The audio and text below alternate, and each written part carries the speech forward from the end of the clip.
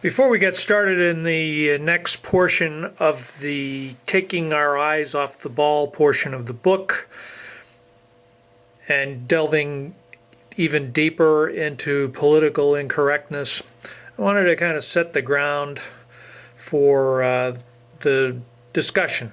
I have a couple of quotes here I want to read that I think are cogent. Upon the fields of friendly strife are sown the seeds that on other days, on other fields, will bear the fruits of victory. General Douglas MacArthur. I want an officer for a secret and dangerous mission. I want a West Point football player.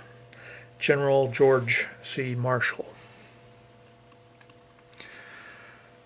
Once war is forced upon us, there is no other alternative than to apply every available means to bring it to a swift end. War's very object is victory, not prolonged indecision. In war, there is no substitute for victory. That's from General Douglas MacArthur's farewell address to the joint session of Congress in 1951. Next, I want to go into a little demographics as to the racial and ethnic makeup of the military as it compares to the United States at large. And this is based on 2010 census information. The Armed Forces demographics information is taken from the Defense Equal Opportunity Management Institute, which is an office within the Defense Department. As you can see, roughly equivalent in 2010 census, we had 64% Americans were self-identified as white, 16% are Hispanic, and Hispanic being the most rapidly growing segment of our society. The black population has dipped somewhat to 13%. And in Native American and Asian Pacific, in the case of Native American, it's 0.9%, not even a full percentage point. In the armed forces, the demographics are approximately the same. There are 63% whites, 15% black, which is 2 percentage points above their national showing, 10% Hispanic, 2% Native American, 4% Asian Pacific Islander, reflecting a fairly high number of Filipino expatriates who are Filipinos who are part of our services, and 6% is from an other category of people that are not identified by one particular racial group. As far as gender demographics go, the United States population has slightly less than 51%, but I rounded it up to 51% are women, and slightly more than 49% are men. In the armed forces, women constitute 14% of the overall force. However, there are some fairly major differences in the various services. For instance, in the Army, which has the highest percentage of women, 36% of the Army is made up of women now. The Coast Guard, which is actually not part of the Defense Department, but they are an armed force, have the least number. That's kind of counterintuitive for me, but they have the least percentage of women at 2.7%. And last, I threw this in because I'm going to make a point later on regarding, and I make this point rather strongly in the book. I made a sports analogy. And since I currently live in Maryland, I thought, and since the Baltimore Ravens are the current Super Bowl champions and we're in football training camp season, I went and I got the current Baltimore Ravens 90-man roster, and this is including players that are physically unable to perform at the moment. But anyways, 90 men. Of that, 75.5% are black, and 24.5% are not black or white. We'll make some sense of this as we move ahead. I borrowed the sports analogy here and the quote from General MacArthur regarding the fields of friendly strife to bring up this concept of victory. It seems that our Congress and our current president, for that matter, have got a problem with the concept of victory. In fact, I quote President Obama on the back of my book in saying that I'm always worried about using the word victory because, you know, it invokes this notion of Emperor Hirohito coming down and signing a surrender to MacArthur.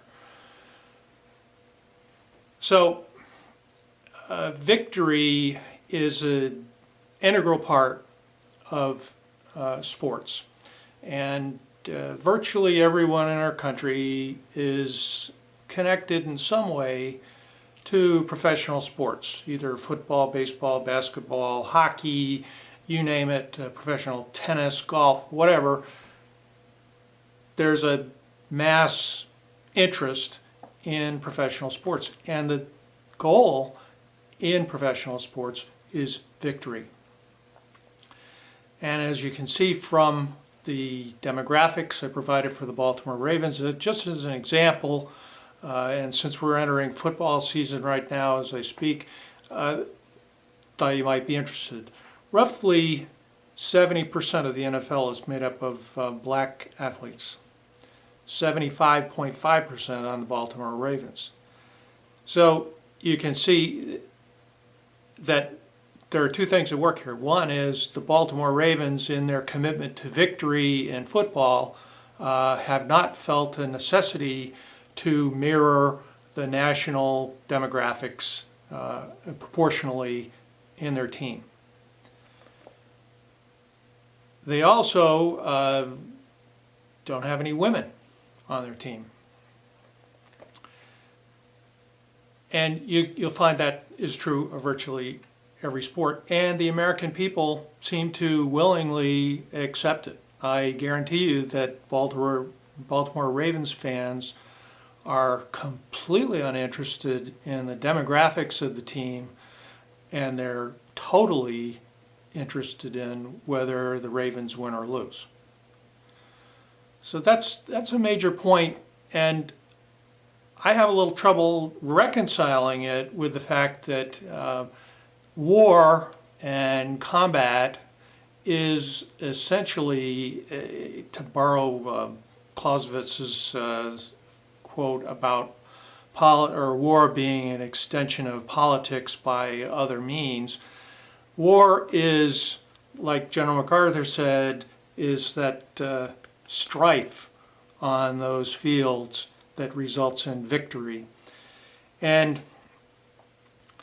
it's important to know that, or I would hope that, we have more of a commitment to victory on the battlefield than we do even on the friendly fields of sports competition.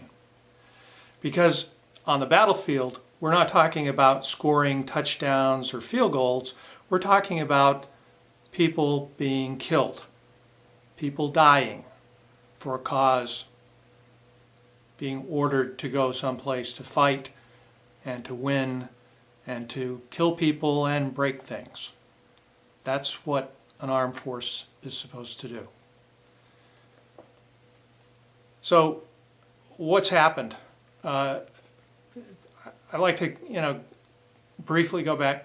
In the 1970s, we had this thing called the Equal Rights Amendment. It was designed to make everything equal, especially for women. We also got into affirmative action. Well, the affirmative or the Equal Rights Amendment was never ratified by 3/4 of the states. However, as far as Congress is concerned, it passed for them because they get to control the Armed Forces of the United States, and they have imposed essentially an equal rights amendment on the military. And so over time, and reaching its peak in the last decade, Congress has mandated, and our military officers have gone along with it unquestioningly, the Equal Rights Amendment imposition onto the armed forces, to the exclusion of emphasis on victory in war.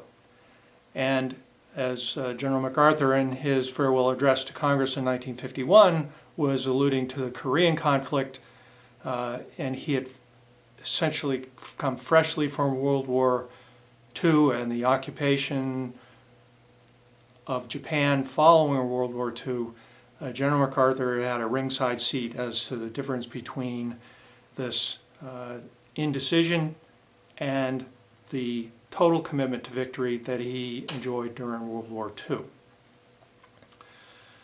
So you can project that ahead and look at what happened in Vietnam, 10 years of indecision, Iraq, 10 years of indecision, and now Afghanistan, roughly 10 years of indecision, has resulted in no victories since the end of World War II.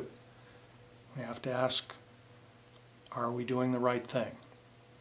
I contend that we have not added value to the military by the social engineering inflicted by Congress onto the military and accepted by the leadership of the military without any debate, to the point where now our emphasis is more on gender equality and diversity than it is to preparing to fight and win wars.